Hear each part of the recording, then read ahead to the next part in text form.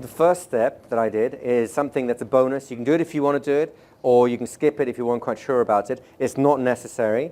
It's a little bonus step. I'll show you what it is, but if you don't get it yet, let's not get stuck on it. I'd rather you actually do the core practice, and this is icing on the cake for another time. Is that okay with you guys? All right.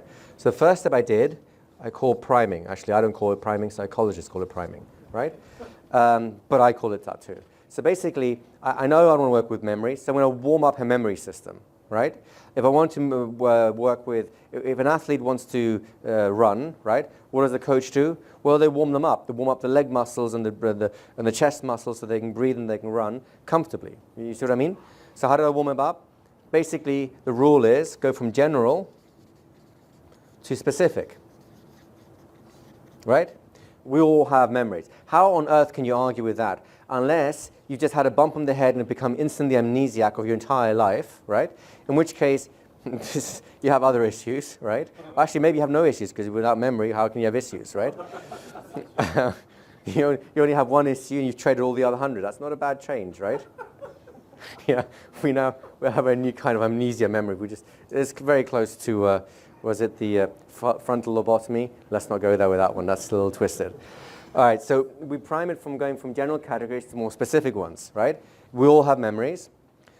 Now I have to acknowledge, because I'm going to hijack this, that some will be unpleasant in case they want to go, yep, I have unpleasant ones too. Some are unpleasant and some are pleasant. So this seems like a very fair analogy, right? A very fair assessment. Some are unpleasant, some are pleasant. And that's true for every human being, no? So I've got two yeses. You have memories, some are pleasant and unpleasant, right? And I want to prime for really good ones. And some are really amazing. So really are now weighting towards the pleasant. I've discarded the unpleasant ones already. The pleasant ones are kind of in consciousness. And some are really amazing, right? So that's really pleasant. So now I've created this specific category of amazing memories, right? So then,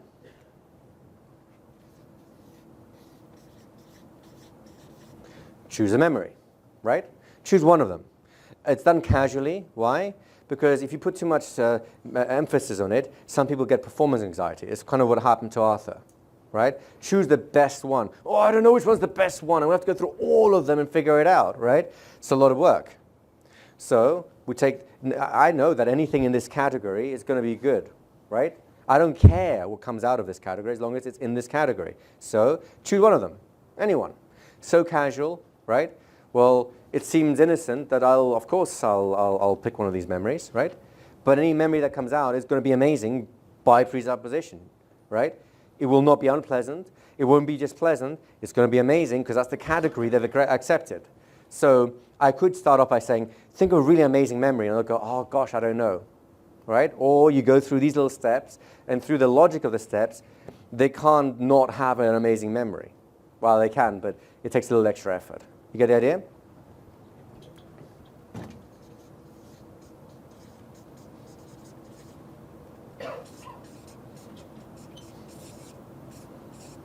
So tell me about it. In parentheses, we have a little. Why do I have that in there? Any ideas? Go ahead. You're going to be echoing. So one minute. I'm going to be echoing. So yeah, here's I don't always use this. In fact, I don't often use this, right? The word for a little is is a diminutive, right? So why would I use this? Number one would be with someone like Arthur, who's afraid that he's going to get it right. So tell me a little about it, right? Well, he can tell me a little about it. There's no pressure for that. You get the idea? So that would be one solution for someone like Arthur. On the other hand, if we have someone who's more of like a motor mouth, wants me to tell me everything about it, I'll set the frame of, tell me a little. And if they tell me everything, it's like, okay, just slow down a little bit, because I just want a little. Do you see what I mean? A little is easier to focus on. If they're trying to give me lots and lots of details, they can't actually focus on any one of them, because they're in too much of a hurry to get it all out. And that ruins the revivification effect. Does that make sense, guys? Yeah. You don't have to have a little. This is why it's in parentheses, right? It's in brackets. It's an add-on I throw in there for certain kinds of people if I have a sense that I might have a problem with it otherwise. I don't believe I did it with Larissa, but who knows what I did, because I don't. Now, this is where it gets interesting. When they start telling you the story, you've already done this. You did it previously when you did the past friends and family, right? A lot of these, when the stories come out, we can go and encourage it, tell me more, and so on. Now, depending on the personality, if they're more of a motor mouth, I'll have them tell the whole story quickly, and I'll go back to the beginning to check, right? Larissa wasn't quite like that. She was actually getting very experiential, so I just checked as we went along, so she instantly revivified. I didn't need that layer of get it all out so we can go back and start all over again. But I'm easy either way. So what we did, so this is the, all this is the setup. It's not actually the revivification yet. This is the context that allows your revivification to happen very powerfully, right? Notice all of this is happening with our conversational protocol. What is it? Did anyone see me demonstrating care for Larissa up here? Anyone see that happening? Just one person? Was I that subtle about it? Did anyone see me showing interest or appreciation for Larissa's memory? Yes? So those things are still ongoing, are they not? Right? Did you see me intensifying my interest as she intensified the memory? Right? That's a nonverbal cue. My interest will lead her intensity. Does that make sense? It's about going first. So as she's doing it, there are three things I'm doing. Number one, so we'll do it this way. One. This is probably the most important one. Slow down. Slow down.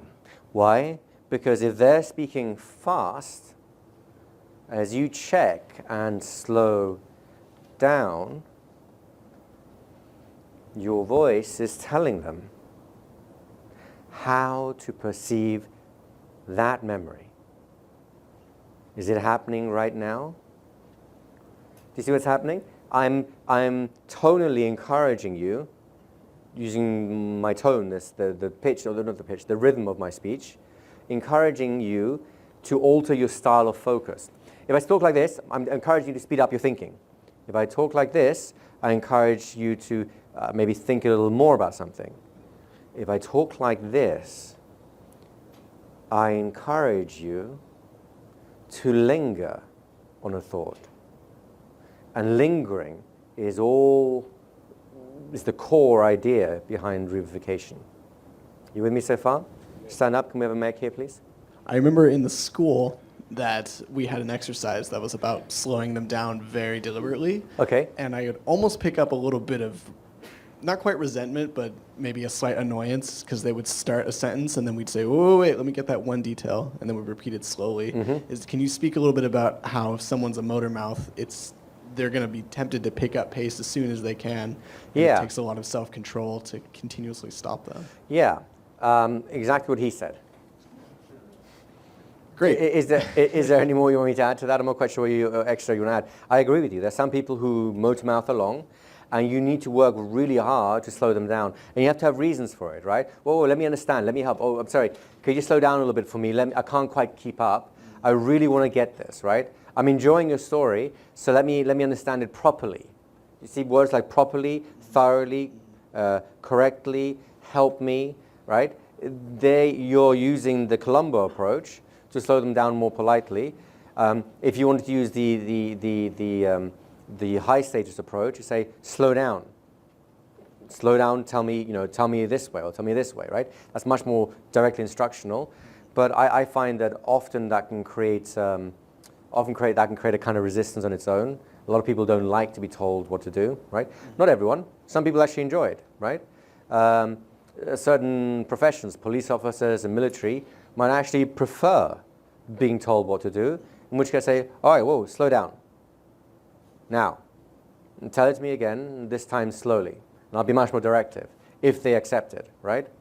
But otherwise, it's partly my own personal preference in terms of my communication style, and partly, of course, that generally speaking, I find people more responsive when I take the Colombo approach or not. That's me, by the way. Other people may find them more responsive when they take the alpha dog approach. I have no axe to grind on it. Do what works, is what I'm saying. I might be a little young for the Colombo approach reference. Can you explain that to me? Yes. That's been going over my head for like... Christopher Columbus went to know. So Columbo is actually an old TV show. It actually predates me as well, honestly.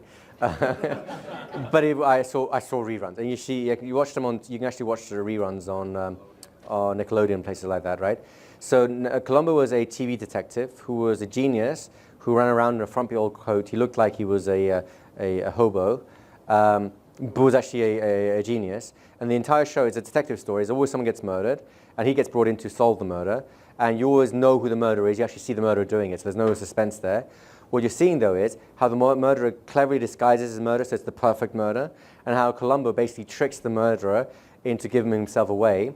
And the way he does it is he always acts like a bit of a fool, like, yeah, just help me understand. It's just one question. You're this amazing person who does all these things and all that. And what I don't understand is why would you do this? And the other person goes, well, of course, it's because of this, this, and this. And of course, they didn't realize now they've just given the game away. They've just said they were somewhere they weren't supposed to be. And through that, he's figured out who the murderer is, right? So he always gets his man, but he always gets it in a low status way. That's why I call it the Columbo approach, right? Watch the show. It's actually quite good fun. Have you watched The Princess Bride, or was that before your time too? A little bit? A little young. Well, if you, it's actually a good movie. The guy who plays the grandfather in that, in the right at the start of the movie, plays Columbo. He's a wonderful actor. I'll just take your word for it. Yeah, you can, you don't have to, right? Slow down, first step, right? And you're slowing down to help them slow down. Step number, and these are cycles that happen almost together, right?